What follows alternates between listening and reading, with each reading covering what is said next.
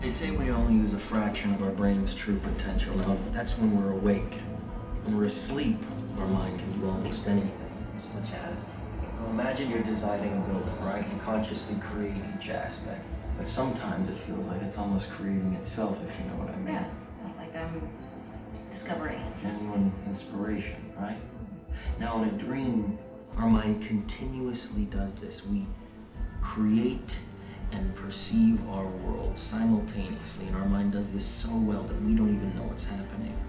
That allows us to get right in the middle of that process. How? By taking over the creating part. Now, this is where I need you. You create the world of the dream. We bring the subject into that dream, and they fill it with their subconscious.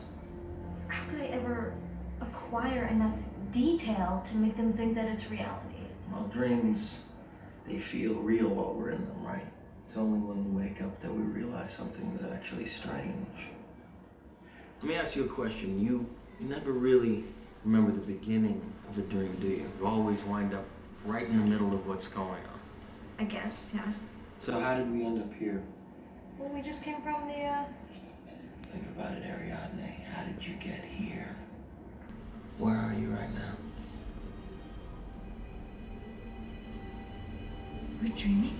You're actually in the middle of the workshop right now, sleeping. This is your first lesson in shared dreaming. Stay calm.